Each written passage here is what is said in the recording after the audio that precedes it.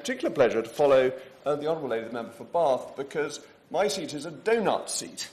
And Bath, the Honourable Lady, is the jam in the centre of the donut, and I am the sort of heavy, leaden dough that surrounds the Honourable Lady's jam. And that's why I wish to speak on this debate, because of the effect that LTNs are having on my constituents. And really, the anti-car policies that are being introduced have a big effect on people living in rural areas, because they affect them as they try and go about their business without the concomitant benefits. That it doesn't help you if you live in a rural area that an LTN comes in a city that you need to go through or that you wish to do business in.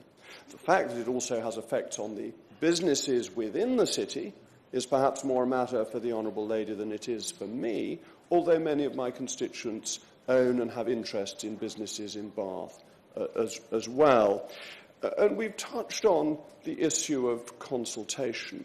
As I understand it, with regard to the Sydney Place scheme, opposition to it has been 100 to 1, and that over 4,000 people have signed a petition against it. Not just the 57 who may have written in to the Honourable Lady, but thousands of people living nearby who will be affected by this. And the thing we have to remember is that 78% of journeys, and this is from 2022, were by car, of miles driven.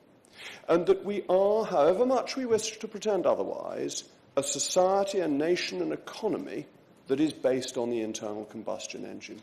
That is where, as my right honourable friend from Chipping Barnet said, where our economic activity comes from. It's how people get to their jobs, it's how people take their children to school. And we have to make a choice as a government and as local councils as to what approach do we take to politics. Do we really think that we should be telling people how to lead their lives, tell them what's good for them and make them do it? Of course I'll give way to the Honourable Lady. Is saying, and I don't know his seat well, but he has described it as being a donut of effectively countryside around Bath.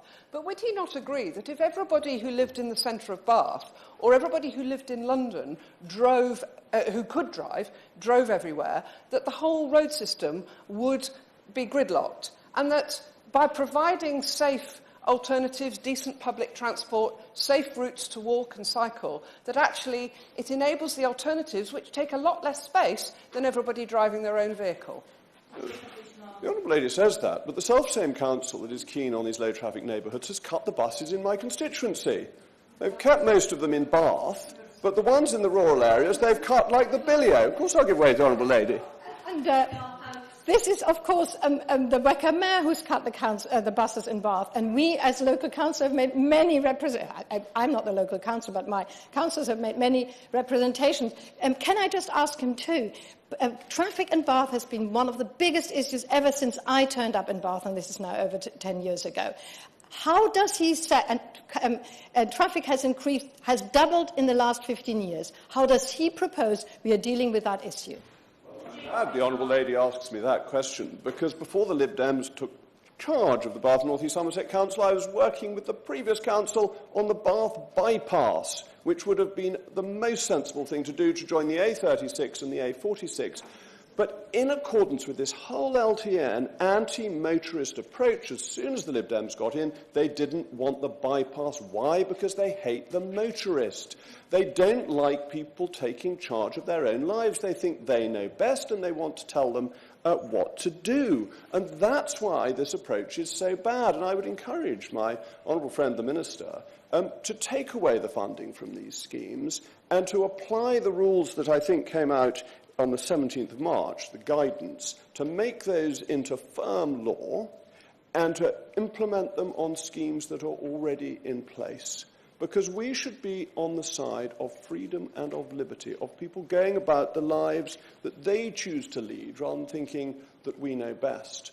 And the thing that has reduced pollution has not been LTNs, but it's actually been improvements in the internal combustion engine, and most crucially, the move away from diesel engines. But bear in mind, it wasn't that long ago that the no-all government was telling people it was such a good thing to have diesel engines. They were pushed into having them. The percentage of diesel engines in this country went shooting up. Why? Because the government of the day wanted to reduce carbon dioxide emissions and ignored the emissions from particulates and oxides of nitrogen.